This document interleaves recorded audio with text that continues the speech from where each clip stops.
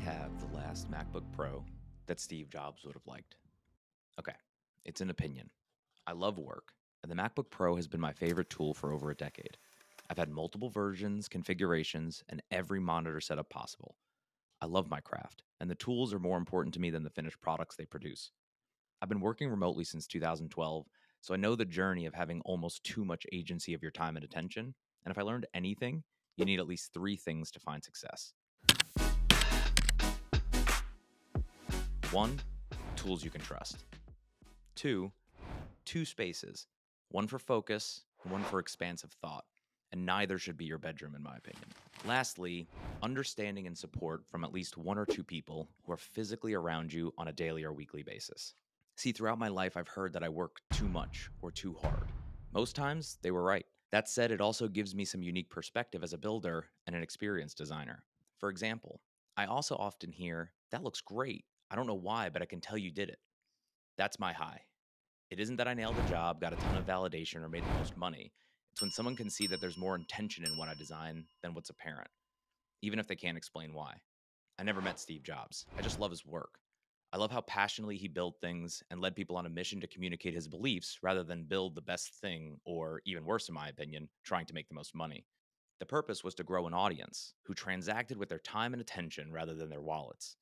The commerce came as a natural byproduct after the person felt comfortable that Apple had vision to make their life better and were on a mission to think different.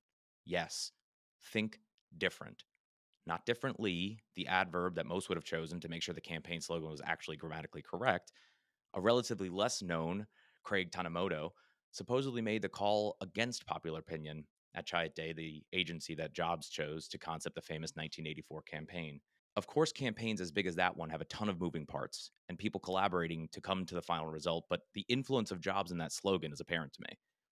I fully believe the stories that Steve Jobs didn't like Think Differently because it didn't have the same meaning to him. In my opinion, he wanted to make sure the perspective was right.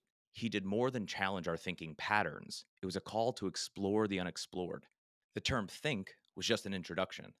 The essence of his message resided in different. It wasn't merely an adverb to modify how we think, but rather a guide towards contemplating innovative and yet to be realized concepts.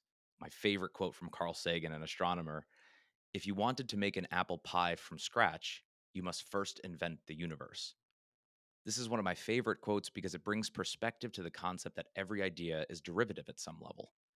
As with the 1984 campaign, there's no doubt a large team of people and resources were necessary to bring products like the iPhone and MacBook Pro to fruition. The unboxing experience alone is globally adored. When the iPhone came out, it didn't make a big splash with consumers as it did with the tech crowd. I didn't personally know about it until the third model. The early versions were good but lacked some of the most basic features. And that didn't matter. It was different. Everyone that has ever used one just gets it. Even if you don't ultimately choose to stay with it, you get it. I recently got an iPhone 15 Pro, and it's the first version that I can actually see replacing my MacBook Pro as my favorite tool one day.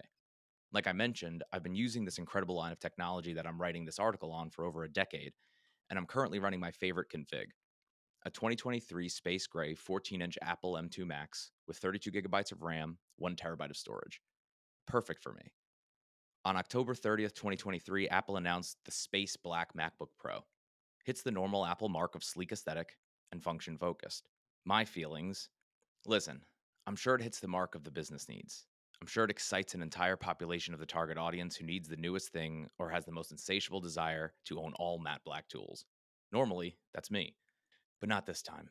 It's not because it isn't beautiful or departs from Apple's vision or brand guidelines and message. It's because it's differently, not different. I'll stick with my current config until physical screens and keyboards just aren't necessary.